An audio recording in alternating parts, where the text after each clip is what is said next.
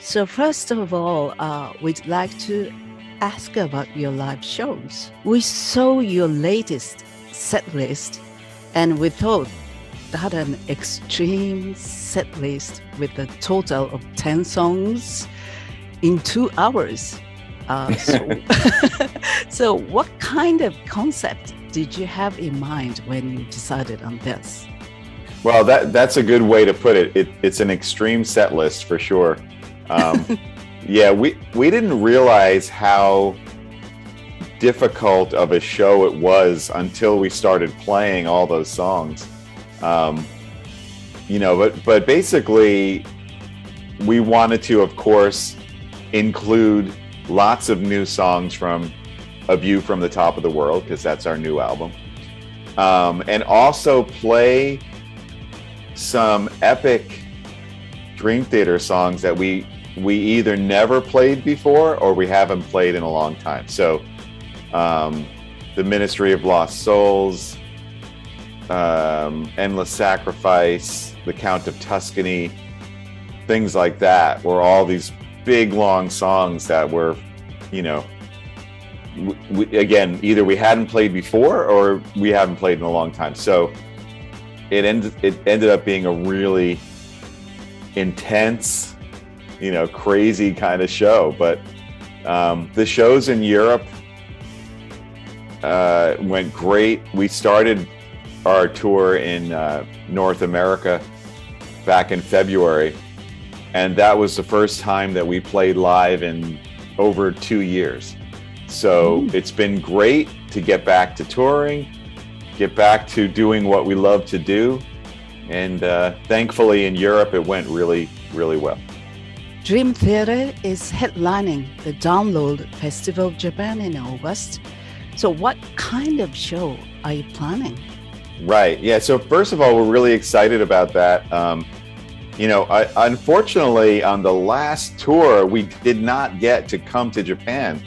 COVID kind of hit, and then we had to cancel our tour of Japan. So we actually haven't been to Japan in a long time now. So we're excited about that. We're excited to play Download and headline.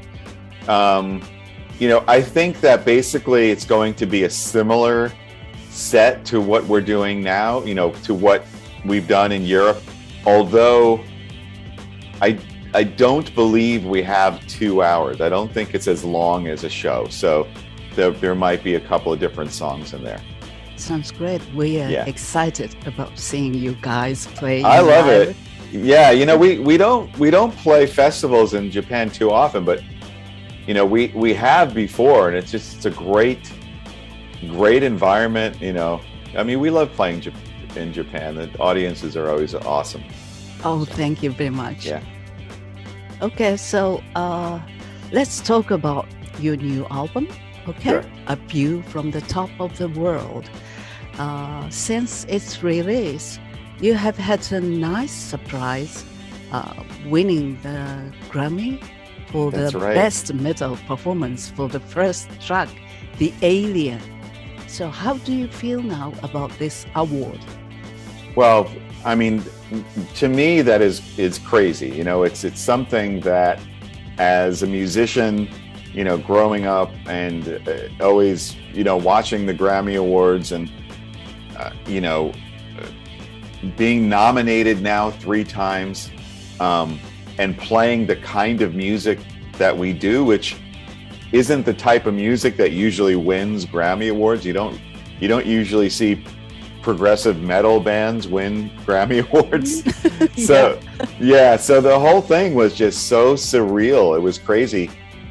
They held it in Las Vegas this time in April, and the band didn't go. So just me and my wife Raina went. And we spent a few days. We had a great time in Vegas, and we were at the Grammys, and they called The Alien, and I was like, whoa, totally surprised. And I ran up there and gave a speech, and it was all just so surreal. So, for us, it's a huge honor to be recognized by our peers in the Recording Academy. It's really, really cool. It's a huge honor. and something that I couldn't have imagined as a kid, you know, in my wildest dreams, winning a Grammy Award. It's just crazy. So we're also so excited about that. Yeah, it's really cool. Yeah, Definitely. very cool. Yeah. Well, A View from the Top of the World had just 7 songs, and 4 of which are over 9 minutes long, and the last song is 20 minutes long, compared to the previous album, The Astonishing, which had a lot of shorter songs, and the last album, Distant Over Time, which was compact and about 60 minutes long. So this album went in a completely different direction. So what do you think about the reason for that? Well, like you mentioned, you know, for example, Distance Over Time, we very purposely and very consciously went into that album saying, we're going to make an hour-long album, and we're going to make condensed songs. We're going to try an experiment and see if we could make Dream Theater songs in shorter times. And it worked out great. And Distance Over Time, I think, is a great album, and the response from our fans was wonderful. When we went in to write A View from the Top of the World, honestly, we weren't totally sure what kind of album we were going to make, because it was during the pandemic, so we weren't really sure when the album would come out. We weren't sure when the next time we were going to tour would be, and all that we wanted to do was get together and play together and make music, because everybody was at home and, you know, the world was on lockdown, and we just wanted to play music. So when we started writing,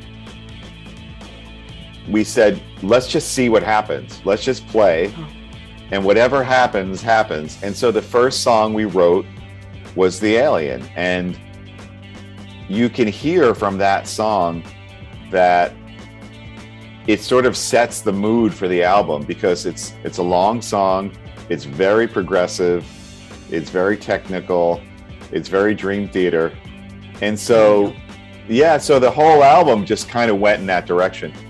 Also, I'm really happy that The Alien won the Grammy, because we wrote it during the pandemic, which was a very sort of dark time for a lot of people.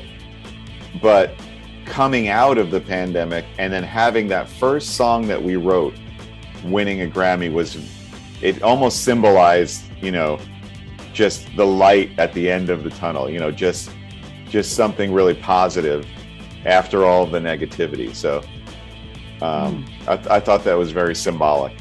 But yeah, so once we started writing the songs, they just kind of came out long. And we also knew that we were going to write like a really long epic like we did, because the last 2 albums didn't have anything like that. So we thought, okay, you know what, it's time.